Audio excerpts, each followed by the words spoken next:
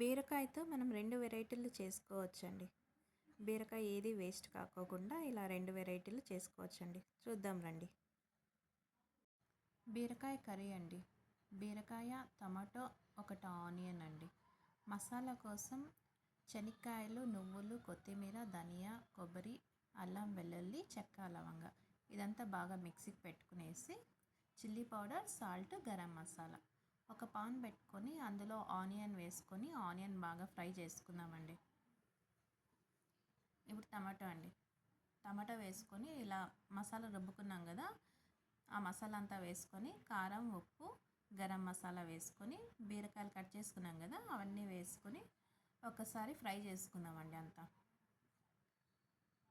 ఇలా ఫ్రై చేసుకొని ఒక కప్ అంతా వాటర్ వేసుకొని ఒక 10 మినిట్స్ ఉడికిద్దామండి మూత పెట్టేసి.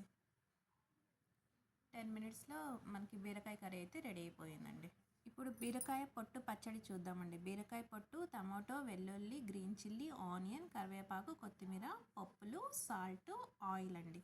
ఇప్పుడు ఒక కడాయిలో ఆయిల్ వేసుకొని గ్రీన్ చిల్లీ, కొత్తిమీర, కరివేపాకు, వెల్లుల్లి, ఆనియన్ అన్నీ వేసుకొని ఒకసారి ఫ్రై చేసుకుందామండి. ఇలా బాగా ఫ్రై అయింది కదా,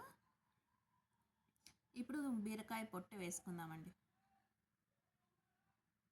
బీరకాయ పొట్టు వేసుకునేసి టమాటో కూడా వేసుకొని ఒక 5 నిమిషాలు బాగా ఫ్రై చేసుకుందామండి. ఇలా అంతా బాగా మిక్స్ చేసుకొని ఒక 5 నిమిషాలు బాగా ఫ్రై చేసుకుందాం మూత పెట్టేసి.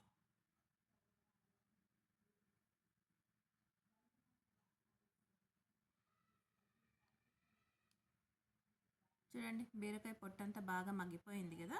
ఇప్పుడు ఒక మిక్సీ జార్ తీసుకొని అందులో పప్పులు మిక్సీ పట్టుకుందామండి. అందులోకి సాల్ట్ వేసుకొని పప్పుల పొడి చేసుకుందాం. ఇప్పుడు ఇందాక ఫ్రై చేసుకున్నాం కదా బీరకాయ పొట్టు అంతా, అది వేసుకుని పప్పుల పొడి, సాల్ట్ వేసుకున్నాం కదా అది వేసుకొని కొద్దిగా వాటర్ వేసుకొని మిక్సీ పట్టుకుందామండి. ఆ బీరకాయ పొట్టు అంతా బాగా సన్నగా అయ్యేలాగా మిక్సీ పట్టుకుందాం. చూడండి, బాగా మెత్తగా అయ్యింది కదా బీరకాయ పొట్టు అంతా. ఇప్పుడు ఇది ఒక బౌల్లోకి తీసుకుందామండి.